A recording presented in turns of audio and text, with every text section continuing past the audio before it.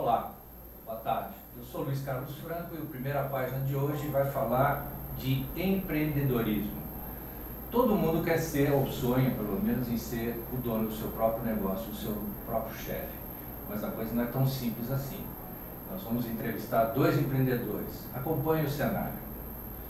O Sebrae fez pesquisa de pouco mais de um ano atrás para descobrir quais os maiores sonhos do brasileiro. Ter o próprio negócio foi a resposta de 43,5% dos entrevistados. O estudo consultou 10 mil brasileiros e desses, entre 18 e 64 anos. E só perde para o desejo de ter o seu próprio negócio a vontade de ter um automóvel ou de viajar para o exterior.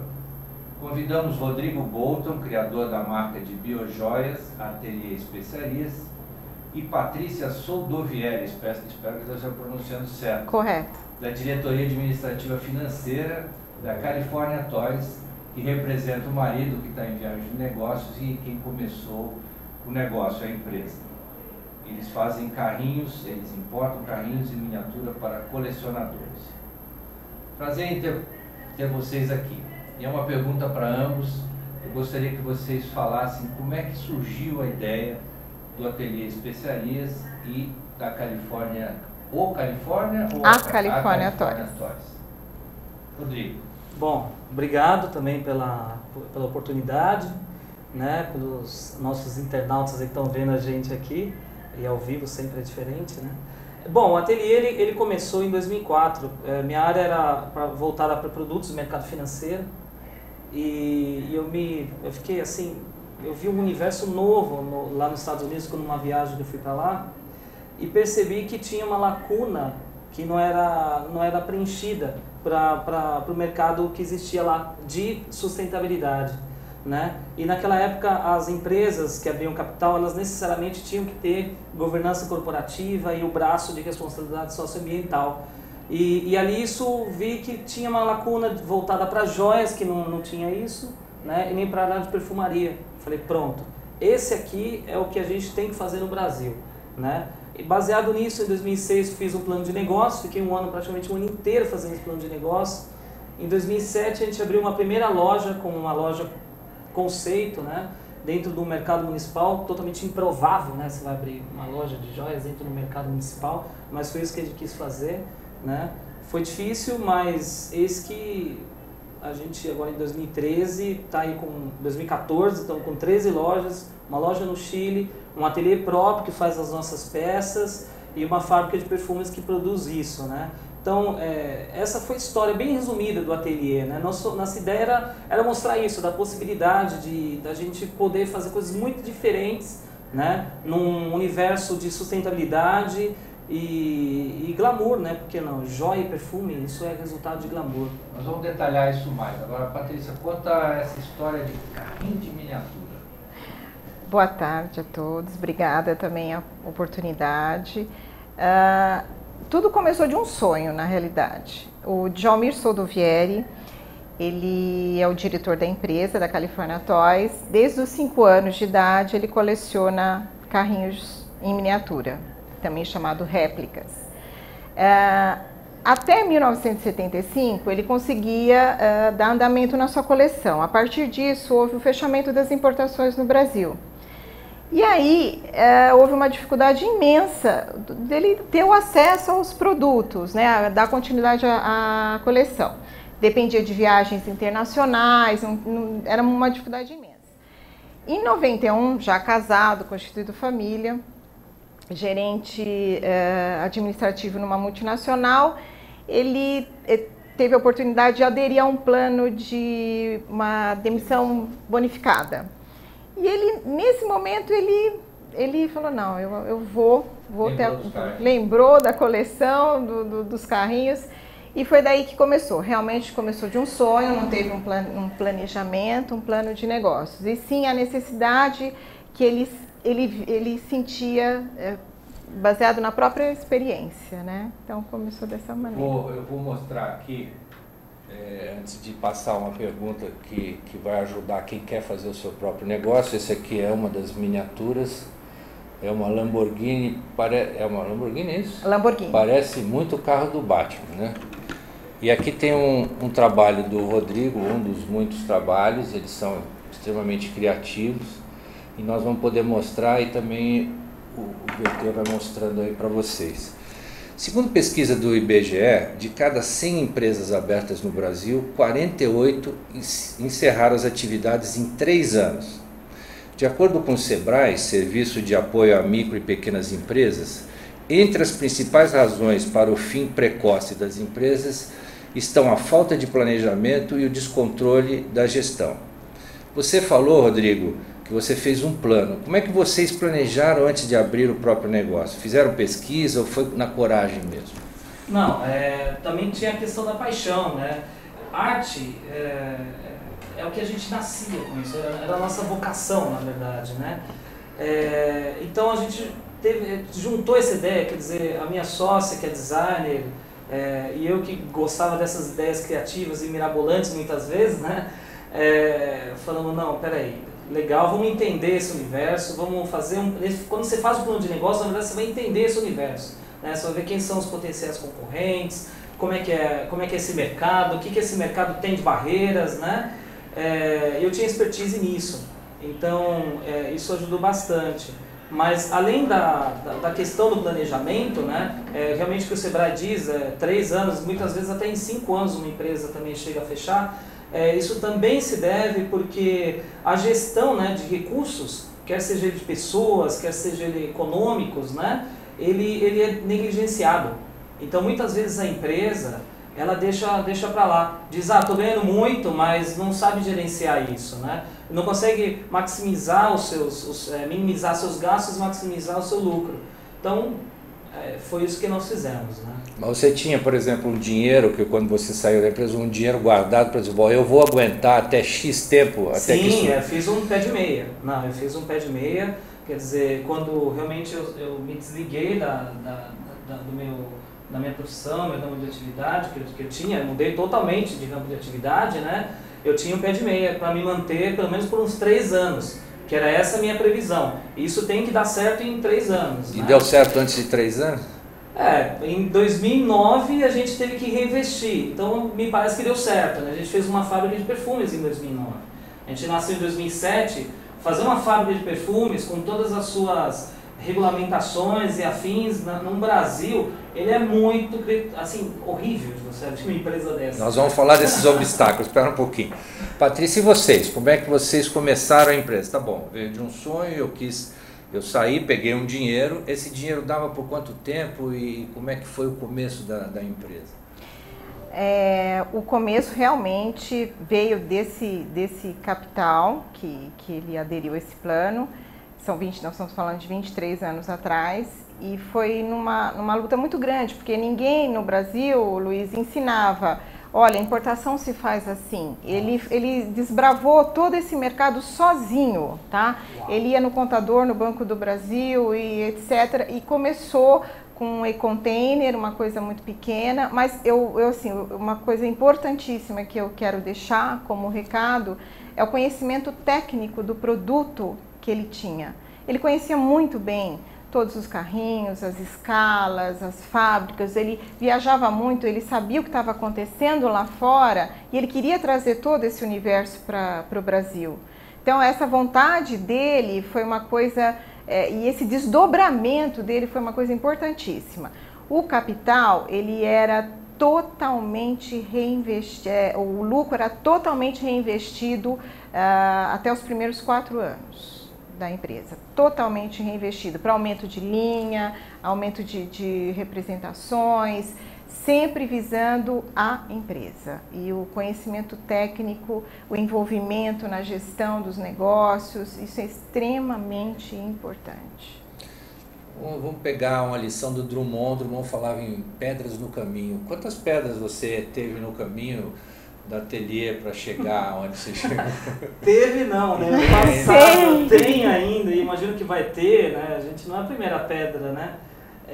Que a gente tem, mas os obstáculos estão aí, né? Para a gente crescer e se desenvolver. Eu acredito que as pedras que a gente passa, né? Uma vitória. É muito legal você falar, uau, conseguimos, né? Caramba, conseguimos isso e mais aquilo, quer dizer, você superar uma expectativa, né? E você ultrapassar esses pequenos ou grandes desafios, são desafios, né? É importante ter, né? Quando a gente fala em pedra, a gente não pensa só em pedra do governamental, não é? Existem pedras, por exemplo, você tem que criar um relacionamento pós-venda, um relacionamento com o seu cliente, descobrir novos materiais, quer dizer, cada etapa disso é um parto. Você se lembra de algumas etapas que foram um parto assim, com dor? Várias mesmo. Mesmo em 2009, quando a gente começou a fazer a indústria, né? Desenvolver a indústria, no Brasil, uma indústria de cosmético ou perfumaria, a média para ela começar a produzir mesmo, ela vai de 2 a 4 anos. Se você não tiver capital, você quebra antes de você abrir essa indústria, né? Não importa se ela é pequena ou ela é grande, se ela é automatizada ou não. E as legislações e as regulamentações, elas não partem do mesmo órgão governamental. Esses órgãos não se falam. Então, quando você disse dessa questão, poxa, eu vou importar, com quem que eu falo? Imagina você abrir uma indústria da mesma forma. É algo assim, é algo mirabolante. Você fala, mas tem mais isso? Tem. Então, vamos seguir. Aí aquele processo volta, né? Então, eu acredito que esse foi o maior parto nosso aí de abrir uma empresa que tivesse toda a linha. Patrícia, você me falou da questão da importação e como isso com o seu consumidor final, que você assume todos os riscos, né? Conta pra gente aí quais são as agruras desse negócio. Se não é tão simples importar, vender e acabou, né? Não, realmente não é. Primeiro problema, obstáculo que a gente vai enfrentar são os altos custos nos processos de importação. A carga tributária é alta, muito alta. Segundo grande entrave que a gente sofre, né, e são as nossas pedras no nosso caminho nesses longos anos, é a variação cambial. A variação cambial é uma coisa que não dá para fazer planejamento, infelizmente a gente sofre com a variação cambial, porque às vezes a gente fecha uma negociação e essa negociação, para ser realizada, essa mercadoria nacionalizada, às vezes a gente fala numa questão de até 150 dias. Em 150 dias no Brasil já aconteceu muita coisa. Você paga à vista? Algumas fábricas, sim, nós temos que dar 30% para colocar o pedido em linha, né, em espera para ser fabricado. Outras eu tenho prazo, né, que a gente foi fazendo parcerias ao longo dos anos. E a variação cambial, a gente sofre muito com isso, são alguns entraves. E a gente, como carrinho de coleção, as réplicas, a gente não tem uma classificação fiscal só para esse produto. No Brasil não tem muitas classificações fiscais para importação. Então a gente usa a classificação fiscal para brinquedo. Então o que acontece? É uma carga tributária alta, né? Eu não atrapalho o mercado nacional, porque não existe fabricação nacional dos meus produtos no mercado. O que acontece é que com essa alta taxa, que é o II, que é de 35%, aí vem outros impostos, que são 18% de CM, 10% de IPI, 8,6% de COFINS. Ou seja, a lista é uma cascata grande. Brasil, isso, né? É uma cascata grande. O que acontece? A gente acaba... quem prejudica? O consumidor final. Para ele ter acesso a esse produto, ele paga mais caro. Paga bem mais caro. Vamos fazer uma brincadeira? Vamos brincar de jogo de 7 erros. Se é que são 7 só, mas pode ser muito mais ou muito menos.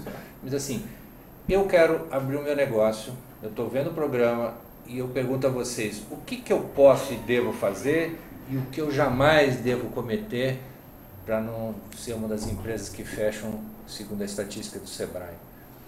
Rodrigo. Bom, o que você tem que ter, eu creio que aí a gente está conversando, né? Paixão é a primeira, né? Quer dizer, claro, se você não tiver paixão, isso não vai dar certo. Se você pensar só em business, só em negócio mesmo, você não vai passar nesses obstáculos, não vai. né? Paixão é uma, assim, que coisas que você precisa, você tem que ter um planejamento mesmo, né? Fazer um planejamento, seguir esse planejamento, por mais que você acredite que possa desviar, não siga, tenha foco, né? Foco é fundamental, se você não tem foco, não vai. Tenha uma saúde financeira que você possa se manter durante um certo período, né? Reinvista, você falou, a Patrícia falou muito bem de reinvestir, tem que reinvestir sempre na minha empresa, sempre, né? Muitas vezes você fala, nossa, tem esse lucro aqui, eu vou trocar de carro. Não vai fazer isso. Você vai reinvestir na sua empresa, né? Você vai ver esse retorno lá na frente, né? Não sei as outras coisas, mas uma coisa que você não pode fazer é isso, gastar, né? Ser soberbo demais. Eu creio que a gente tem que saber ser muito humilde em tudo que a gente faz, né? Muito humilde mesmo. Tem que ser uma pessoa empática, quer dizer, se colocar sempre na outra posição, quer seja do cliente, do fornecedor, né? E ser o mais possível justo, né? Mesmo que aquilo possa falar, nossa, mas aí, o que ele está fazendo? Não, o mais justo possível, se você conseguir ser, né? Você inclusive vai ser uma pessoa melhor. Então, injustiça é uma coisa também que não é legal, né? E uma outra coisa que eu acredito que nunca se deve fazer, você tem que ver quem são os seus concorrentes mesmo, né? E não correr atrás daqueles que não são seus concorrentes. Então, realmente no planejamento seu de negócio, no planejamento estratégico, você vai ver, mas esse cara parece concorrente, mas não é concorrente, né? Então, para que olhar para ele? Olha para aqueles outros que realmente são seus concorrentes, né? Que fazem parte do seu mercado. É isso. Alguém já disse muito sabiamente, se você não tem o poder da criação, que você saiba copiar, pelo menos. Patrícia, em 23 anos da escola do empresariado, o que vocês tiraram de lições? O que é que a gente deve fazer, o que a gente não deve fazer? Bom, Luiz, nosso amigo querido Rodrigo falou muito bem. Eu acho que eu assino embaixo em tudo que você falou, a gente vivenciou muito isso. Só que algumas coisas eu vou repetir que eu acho muito importante. É o sonho, essa paixão, eu acho isso muito importante. A disciplina, né? Essa disciplina do não ser soberbo, não ter a vaidade de canibalizar a empresa para uso próprio por questões de vaidade. A gente tem que ter essa coragem. Eu apoio tudo, eu só vou acrescentar agora, como ele já falou muito bem, falou várias coisas. Eu me lembro muito bem, de Djalmir me ligar e falar, Patrícia, vendi seu carro, né? Olha, eu estou fechando uma nova fábrica, esses carrinhos são muito bacanas, nós vamos trazer esse carrinho, eu consegui, falei com o dono da fábrica, tá tudo certo. Muito que bem, bacana. Aí depois de uns anos, Luiz, vendi o apartamento. Poxa vida, sempre assim, reinvestir na empresa, ter essa coragem de acreditar, né, no seu sonho, no andamento, ver eu acredito que o Djalmir, como ele é um colecionador, então ele é o consumidor final ao mesmo tempo. Então ele sabe o que precisa, o que está faltando, o que o mercado quer. Essa coisa é muito importante, né? Palavras muito bacanas também que você falou, humildade. Eu acho que a gente tem que estar sempre na humildade. No que sentido? Tem ainda mais coisa para mim atrás. Eu tenho muita coisa para ir buscar, sabe? Não é só, não são só os carrinhos. Quando você achou, acabou a linha de carrinhos de passeio. Aí surgiram os temáticos, que são carros de filmes, que estão acontecendo, as licenças trouxeram, né, o acesso às licenças trouxeram um novo consumidor, De Volta para o Futuro, o carro do Batman, Caça-Fantasmas, aí réplicas de aviões, réplicas de motos, bicicletas, veículos militares. Então, assim, eu acho que a gente não pode sentar e se acomodar. O empreendedor, ele tem que sempre buscar, ele tem que estar atento, ele tem que ver o que está acontecendo lá fora, porque acontece realmente primeiro lá fora, é uma realidade. Acho que no Brasil a gente tem que prestar muita atenção nisso, né? Ter essa consciência e tudo que o Rodrigo falou, que foi muito bem explicado. Legal. Olha aqui, eu acho que vou falar de uma coisa que talvez dê mais paixão para eles, que é o processo criativo. Rodrigo, explica pra gente o que é uma biojoia e como é que se dá essa renovação de coleção, as ideias para a coleção, né? Eu tenho vários exemplos aqui e depois nós vamos outra linha de produção dele, mas eu estou interessado no processo criativo. Bom, o processo criativo não é uma coisa assim, você fala, vou sentar agora e vou ficar o dia inteiro para fazer alguma coisa, né? Isso não é mentira. É totalmente insight, quer dizer, totalmente inspiração. Você tem alguns materiais, né? Por exemplo, então, uma biojoia ela é desenvolvida basicamente, né? E necessariamente também. Você tem que ter materiais vegetais, né? Materiais orgânicos vegetais, né? Ao mesmo tempo, minerais, porque os minerais fazem parte da joalheria tradicional. Uma peça sem uma gema, ela não é uma joia, né? Então, essa tradução da joalheria tradicional, que usa técnicas milenares, posso dizer, até dizer isso, né? Porque a joia ela nasceu praticamente com o ser humano, né? Isso sendo traduzido usando o mínimo possível de materiais que sejam metais. Então, quanto menos metal você possa usar, melhor, né? Mesmo assim, quando ele é necessário numa biojoia, ele tem que vir de algum tipo de retalho. Então, que seja um retalho, um reuso daquele metal que você já utilizou, né? No caso das pedrarias minerais, né, as próprias gemas elas são descartadas o restante que é num processo de lapidação. Então esse descarte é muito importante, interessante que ele seja reutilizado. Então uma biojoia ela nasce por conceito assim, né? É o mínimo possível de metais, né? E na sua maioria que os seus minerais sejam utilizados de uma forma consciente. E no processo criativo, você sempre tem um cenário, alguma coisa que você quer passar para o seu cliente. O que esse cliente tem que entender naquela peça. Então a gente cria coleções, né? Muitas vezes a gente cria uma coleção que fala sobre um determinado mineral, que é o caso do ametrino, né? Que é uma gema nobre, que inclusive só tem na Bolívia.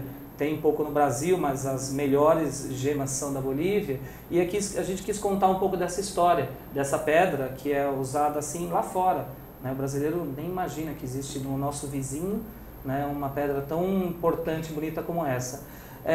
Esse insight já seria um tema ideal, né? Só que a gente queria trazer outros elementos, do tipo, e como é que eu vou juntar essa pedra? Eu vou juntar por intermédio de um metal, que a gente já descartou ele ali. Então vamos fazer umas formas como se elas fossem mãos, quer dizer, quebrar um pouco esse conceito do colar, que ele tem que ser um colar tradicional, que ele tem que ser pendurado, colocado assim. Vamos fazer um colar diferente, né? E aí a gente falou, isso vai se encapsular chamado ametrino. Então, veja, isso demorou para fazer meia hora, né? Ter esse insight. Agora, como a gente fazer isso, demorou de produção muito tempo. Patrícia, vocês importam, isso não quer dizer que não tenha um processo criativo. Muito provavelmente, além de pesquisa, tem a questão de, você falou em licenciamento. Como é que é a renovação dessa linha, como é que é estar atento a tudo isso que o mercado proporciona? Com os licenciamentos, trouxe uma nova fase. A inicial foram os carros de passeios, Lamborghinis, Porsches, BMWs, que o brasileiro sempre gostou muito. Aí vieram as licenças que a gente está fazendo com o Instituto Ayrton Senna. Temos a série dos carros que o Senna andou. É um projeto muito bonito, que nasceu do zero também, junto com o Instituto Ayrton Senna, com uma qualidade muito grande. Essa fábrica tem uma exigência pelo próprio Instituto Ayrton Senna, o nível de detalhamento, de seriedade da peça, de nível de fidelidade ao original. Muito bacana o processo, ele está crescendo cada vez mais com a linha do Senna. Temos a parceria com a Fiat do Brasil, também, que são os carros da linha Fiat, que estão também crescendo. Cada ano a gente faz uma coleção nova com os carros da Fiat. GM também, nós somos licenciados GM, para esse ano vão ter vários lançamentos GM. E foi uma coisa muito bacana que aconteceu com a gente criou uma linha própria, que é a California Collectibles. Da onde nasceu essa necessidade? De formar uma coleção que não tinham nas fábricas, a gente não conseguia juntar numa mesma coleção carros como uma Kombi brasileira, que o brasileiro gosta muito de Kombi Fusca, que foi para a história. Então, assim, foi uma coisa muito bacana a criação, que é uma coisa que está crescendo muito para a gente agora. A nossa linha, que a gente escolhe esses carros, principalmente os carros que os brasileiros vêm andando nas ruas. Né? Foi uma coisa muito que não tinha, né? Porque os carros antigos, tem colecionadores de carros antigos, os carros de tunados, que os brasileiros também gostam, mas não tinha os carros que se vê na rua no dia a dia. E a gente está criando justamente essa coleção. Os carros que estão, né? A pessoa que tem o carro, ela quer ter o carro dela como miniatura, ou quer dar de presente para alguém que tenha o carro. Então isso também é uma coisa bem que a gente, nossa, né? Vocês têm modelos de negócios diferentes. O Ateliê Especialista tem lojas próprias e a California Toys trabalha distribuindo e comercializando para lojistas. Para ambos, como é a experiência de vocês em cada uma dessas situações? Rodrigo. Bom, nós temos um sistema próprio que ele é automatizado, né? E isso propicia com que a gente possa fazer umas produções just in time. Então, logo, não necessariamente que a gente vende numa loja na Bahia, por exemplo, em Itacaré, que a gente tem uma loja lá bonita pra caramba, tal, vai ser o mesmo produto que vai ser vendido, por exemplo, em Atibaia, que a gente também tem uma loja lá no centro de Atibaia, tal. São públicos diferentes e por causa disso a produção é diferente. Então, o nosso desafio está envolvendo o quê? Clima, meteorologia, qual é o público que está lá. Nosso grande diferencial e dificuldade, na verdade, é conseguir fazer essa leitura. Né? A próxima coisa, que é bem problemática mesmo, é a logística. Nossas entregas, quando lançamos uma coleção, ela tem que ser assim, é caro no Brasil para você fazer o transporte, né? Então a gente está sempre calculando, fala, pô, mas peraí, se a gente vai lançar dia tal, aquela loja que está em Brasília, tudo bem, ela recebe 2 dias ali, mas a loja que está em Brasília do outro lado demora mais 3 dias, pô, mas estou na mesma cidade. Então essa logística a gente mapeia ela bastante. Essa nossa realidade, eu acredito que esse seja até os grandes problemas, né, que a gente tenha. Basicamente, Luiz. E vocês? Quantos pontos de venda vocês estão? Como é que vocês fizeram para conquistar esses clientes? São distribuidores, são lojistas? O que eles são? Nós temos atualmente cerca de 3.000 pontos de vendas, que vai desde de grandes redes, magazines, pequenas lojas, tabacarias, lojas de presentes, livrarias. Com a distribuição, a gente consegue um maior número de pontos de venda. A nossa dificuldade, aonde ela vai se encontrar? No que eu não tenho esse acesso direto com o consumidor. Então, às vezes a gente enfrenta algumas dificuldades de uma rede de loja não colocar a linha toda, o problema de ter esse acesso, porque ele vai colocar a linha que o comprador tiver autorização para fechar um número de carrinhos. Então, a nossa dificuldade é justamente de não ter esse acesso direto com o consumidor para ter um número maior de oferta para o consumidor final da linha. Mas, ao mesmo tempo, por ser distribuidor, a gente consegue atingir um número maior de ponto de venda. Né? Eu acho que é basicamente isso. Só sentimos a falta desse acesso direto com o consumidor final. Porque esbarra no pedido do lojista. Do lojista, da rede de lojas. Rodrigo, como é que é ter loja própria e franqueado e parceiro? Como é que é administrar esse universo todo aí? Bom, a gente fala de pessoas, né, de realidades diferentes, de sonhos diferentes, né? Cada pessoa que está naquela frente, naquela loja, ela tem, além da realidade, sonhos diferentes. E administrar, eu digo que administrar pessoas, sempre são pessoas, né? Com suas virtudes, seus erros, suas confianças e desconfianças. E eu digo que a parte econômica do negócio, administrativa, estratégica, isso a gente resolve por sistemas. Né? Nossos sistemas são inteligentes, eles fazem mapeamento, diz, olha, ali vai acontecer tal coisa em 3 meses, e acontece mesmo, mas fazer com que as pessoas elas tenham esse bem comum, né? Quer dizer, olhar o ateliê especiarias, falar, acordar todo dia, falar, eu sou ateliê especiarias, vai embora, sou ateliê especiarias. Isso é um desafio enorme, né? É muito enorme mesmo. E é legal. Acho que a parte mais legal que a gente tem ali é isso, né? Você conversar eu falar todos os dias com as lojas é muito legal. É muito legal.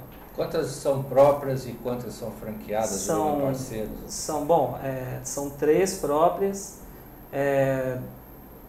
Tenho mais 2 que são da família, posso dizer, né? Que a família comprou a ideia.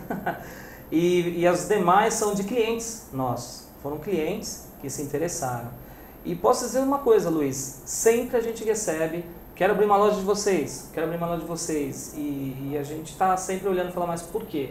Né? O que te levou a levar uma peça nossa? O que te levou a querer abrir uma loja nossa? Eu faço um gabarito mesmo. Né? Se a gente não faz isso, acaba canibalizando. Então, eu acho super importante, quando a gente diz em parcerias, né, são realmente parcerias. Né? O Rodrigo está lá também, o Rodrigo vai naquela loja. Né? O Rodrigo conversa todo dia, desde da vendedora que está ali, até o gestor de lá, né? Até o gerente, até o próprio dono lá, que é um cliente nosso de uma loja antiga. Né? E isso tem que fluir. E talvez o fator Rodrigo ali, é o fator de justamente fazer com que todas essas lojas se conversem e troquem experiências. Eu fazer rodar essa informação. É muito, muito legal, né? Então eu não vejo isso como uma parceria, quando me falam, Rodrigo, vamos abrir uma franquia. Eu falo, cara, não é por aí. Não é por aí. A gente tem que escolher mesmo, né? Patrícia, você já pensou em abrir uma loja sua a partir da coleção do criador? Pois é, deve ter quantas peças nessa coleção? Djalmir tem cerca de 3.500 miniaturas. Isso é uma loja, né? Não precisa vender, mas... Muito bacana. Por que não uma loja própria? Piloto. Sempre, como o início foi muito forte para a gente, que é ter essa distribuição para os colecionadores, ele nunca se viu como uma loja própria, porque o que ele gosta, o que a Califórnia gosta é realmente de buscar linhas novas, ir atrás e buscar e trazer para o mercado, é formar uma linha e trazer para esse mercado. Não tá, eu acho que na cultura nossa, como a gente começou esse formato dessa maneira e cresceu nessa maneira, a gente se faz nesses lojistas menores, que a gente chama, que não são menores, eles são muito grandes, porque são lojistas muito especializados em hobby. Essas lojas, elas têm um valor muito grande para a gente, porque eles, como o Rodrigo falou, eles são colecionadores, 99% são colecionadores, entendem muito bem do produto, eles dão um atendimento muito especializado para o consumidor final. Então, esses lojistas, eles têm um relacionamento muito grande com a California Toys. Você fala esse mercado através de feiras, por exemplo, como a Brim? Como é que é a sua comunicação? Também, a minha comunicação é a Brim, né? Revistas especializadas do setor, não só a revista de brinquedo, mas revistas que têm algum afim, carros, hobbies. A distribuição, né, em feiras, que é para os lojistas, E a cultura se formou dessa forma, Luiz. O Djalmir, ele gosta de... Tanto é que ele deveria estar aqui, e agora está na Alemanha, numa feira internacional de negócios. Está vendo novidades. Se ele não está na Alemanha, está nos Estados Unidos, na Europa. Ele está sempre desbravando esse garimpo, é o que ele gosta de fazer. Falando em exterior, Rodrigo, você tem planos de ir para fora? Você já que não está no Chile, não é? É, em Santiago do Chile. E a nossa ideia também está em Nova York, para a gente procurar, né, toda a loja que a gente abre, a gente tem que gostar também do lugar. E você imagina que eu estou aqui em São Paulo, né, e eu estou ouvindo e vendo e falando e recebendo essas informações, dizendo aqui é legal, ali é legal, aqui lá, aquele outro lá é bacana, tarará. Tá. Aí a gente coloca isso num planejamento e fala, não vai fechar conta ali, vai fechar ali, aqui é o ideal. Então aí eu vou focar. Por exemplo, essa abertura de Santiago, né, do Chile, esse planejamento já estava há quase um ano, mais ou menos. Mas a nossa vontade era ter a loja lá. Aí por intermédio de mandar para fora, quer dizer, exportar, é isso que a gente falou, agora está na hora. Ou abre agora, ou abre agora. Então, isso que a gente fez, né? Mas nossa ideia está nos Estados Unidos, sim, e abrir mais lojas no Chile. Patrícia, como é que é o perfil de quando a loja começou, do consumidor dos anos 90 e até antes, para hoje? O que mudou? Você falou em licenciamentos, qual a predileção desse público? Conta para a gente um pouquinho. Sim, se iniciou com os carros de passeio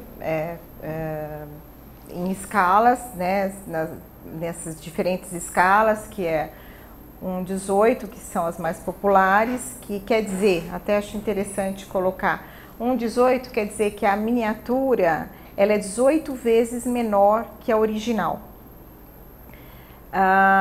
Um 24, que é outra escala muito interessante, e a 1,64, que é uma escala muito consagrada, que é essa que está aqui.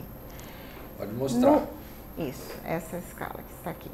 No começo, a gente observou que assim, o grande momento era para 1,18, que são os carros maiores. Mas os colecionadores começaram a ter problema de espaço, né? Então eles começaram a diminuir a escala da coleção. Então a gente também prestou atenção nessa evolução de escalas. O licenciamento foi uma segunda oportunidade que a gente teve de trazer novos carros, os carros de filmes que estavam no cinema, acontecendo todo esse cenário novo. E agora com os carros brasileiros que a gente está atuando, houve sim um aumento da coleção. O colecionador, hoje, ele quer a BMW, a Mercedes, mas ele também quer ter o filme, ele também quer ter o carro que ele tem. Ou às vezes ele segue Ferraris, ele tem carros de corrida, ele está sempre atento. O que a gente percebe assim, que o jovem tem um estilo, um gosto, que é geralmente mais esportivo, mais moderno, e os adultos têm um gosto mais relacionado. Meu pai teve essa réplica, Quem consome mais, o adulto criança ou a criança? Os dois públicos, porque tem uma fase da criança que é muito ligada a carros, muito, muito, muito. Ele se torna um pouco mais velho e ele perde um pouco. Então a gente vende também para seguir esse mercado, a gente está no carrinhos para crianças, só que ele tem um nível de detalhamento menor, né? Ele já não é um carrinho que pode oferecer risco para a criança, de espelhinho, a pontinha da porta, é um carrinho para a criança brincar. Que a gente prestou atenção nisso também, Luiz, esse mercado que a gente não queria perder. E o de coleção, que é um mercado muito dinâmico, com muita coisa nova. Uma hora que a gente acha que parou, meu Deus, o que vem agora? Tem sempre alguma coisa vindo, aparece, é uma coisa muito bacana. Olha, eu teria muito mais coisa para perguntar para vocês, mas já estão me apertando com o horário. Então eu vou dar uma editada aqui nas perguntas e fechar com o seguinte. Como é que é o teu nível de satisfação, a tua realização após ter criado a tua empresa? Demais, eu me sinto muito realizado e eu tenho o prazer de acordar todo dia e vestir a camisa da Ateliê Especiarias, de dormir com essa camisa, né, brinco, né, porque a gente acorda, vive intensamente essa marca, essa vontade, e posso dizer até uma vocação. Veja, sair de uma área de tecnologia, entrar para uma área de criação, são dois mundos completamente diferentes, quebras de paradigmas mesmo, é você se reinventar. E eu acredito que eu me sinto muito realizado como pessoa, sinto realizado profissionalmente, posso dizer assim, né, e como empresário. E eu acredito que tem muitos anos ainda pela frente para a gente desenvolver esse trabalho, né? A empresa só tem 7 anos. Então ela, a Patrícia trouxe a Carol, que está aqui nos bastidores, e a Carol gosta muito de carro. Eu imagino que isso tem a ver com a satisfação da família. Quanto a sua satisfação? Com certeza, Luiz.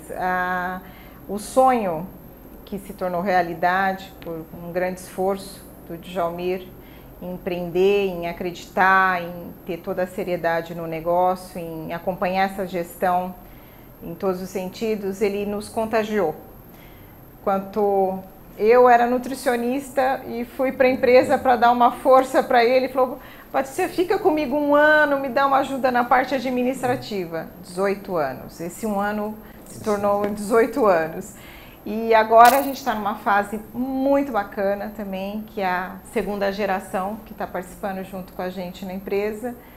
E ele sempre nos contagiou. Eu estava falando com você que a minha filha, que está aqui junto comigo, porque o outro meu filho está com o Djalmir na Alemanha, participando da feira, que também está trazendo muita coisa nova, muita coisa com a ajuda da área tecnológica, né, que essa geração tem. Ele também está trazendo muita coisa que acho que vai chegando devagarzinho para o conhecimento desse público. Mas esse sonho a gente também vive junto com o Djalmir, a gente se apaixonou, é um produto que a gente se apaixona com muita facilidade, e com a 2ª geração junto, melhor ainda. Ok, eu agradeço a presença de vocês, a audiência, e lembrando, falar no Mundo de Carrinho, nós vamos comentar semana que vem sobre o mundo da velocidade e como é que se forma um piloto. Quem sabe a gente não tem aí um novo Ayrton Senna. Obrigado, boa tarde. Pronto, pode falar, berrar, xingar.